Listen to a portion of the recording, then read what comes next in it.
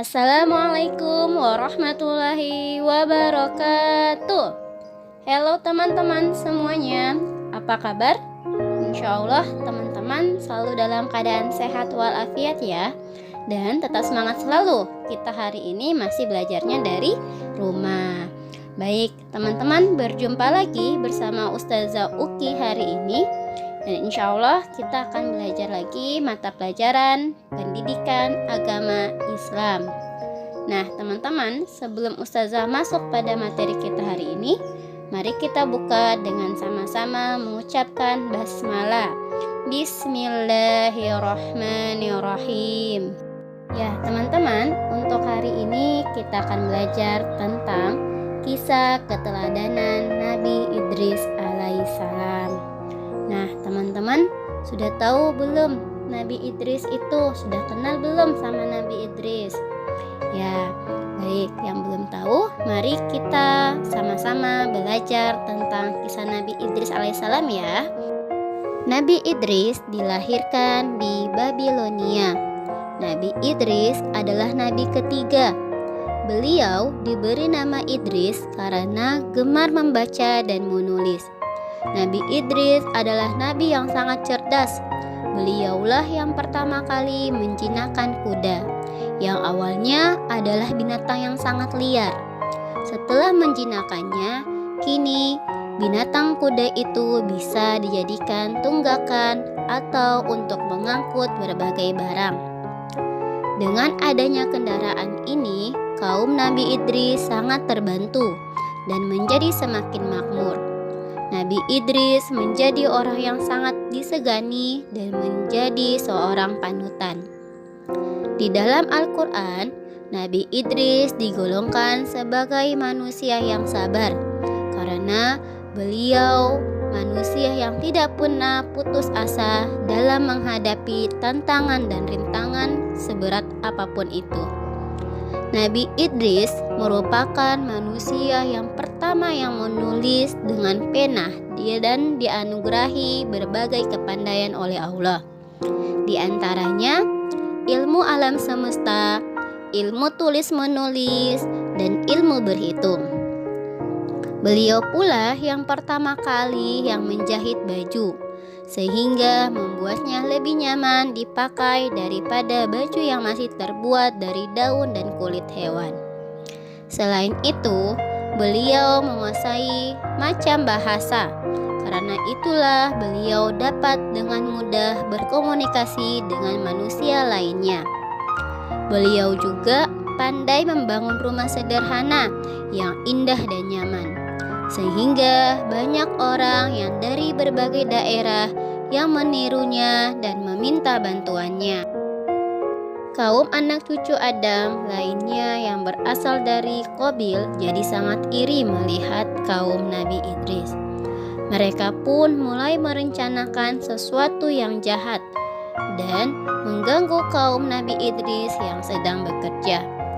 Semakin hari, kaum Qabil semakin bertambah jahat. Mereka mulai berani merampas harta benda kaum Nabi Idris dan melukai para perempuan dan anak-anak. Jumlah mereka pun semakin bertambah banyak karena orang-orang yang tidak mau bekerja ikut menjadi kaum keturunan Qabil. Karena kejahatan kaum keturunan Qabil semakin meresahkan, maka para penduduk pun mulai melaporkan berbagai kejadian itu kepada Nabi Idris.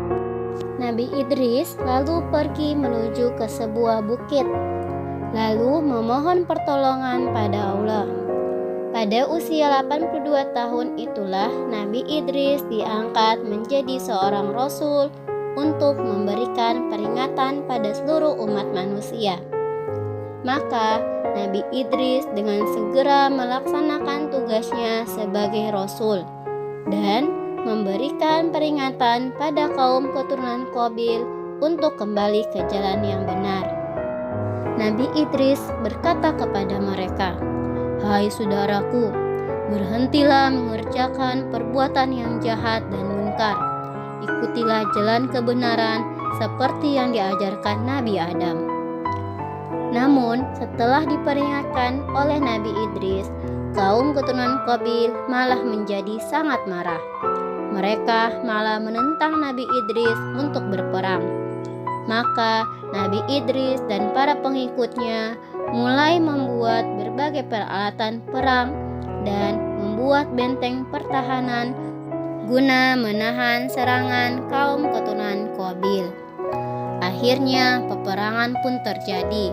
Selain menjadi seorang nabi dan rasul, Nabi Idris juga merupakan seorang panglima perang. Beliau berperang dengan gagah dan berani, sehingga mendapatkan julukan Asadul Usud, yang berarti singa dari segala singa, karena tidak pernah berputus asa dalam menjalankan tugasnya untuk memerangi kejahatan.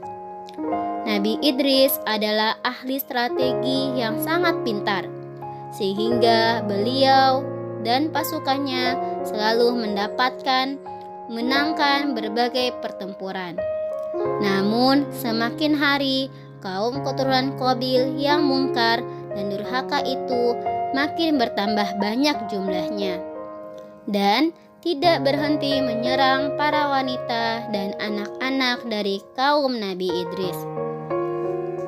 Maka Allah memerintahkan Nabi Idris beserta kaumnya untuk berhijrah, untuk meninggalkan negerinya, untuk menuju ke tempat yang lebih nyaman. Nah teman-teman, itu ya kisah Nabi Idris alaihissalam. Nah sekarang keteladanan yang bisa kita ambil dari kisah Nabi Idris adalah 1. Rajin terutama dalam belajar, dan senang membaca dan gemar mencoba berbagai hal yang baru sehingga dapat menemukan berbagai hal yang bermanfaat bagi orang banyak. Yang kedua, pemberani, terutama berani dalam membela kebenaran. Dan yang ketiga adalah sabar terhadap segala ujian yang dihadapi. Nah, sekian ya teman-teman materi kita hari ini. Insya Allah dari kisah Nabi Idris ini kita bisa meneladani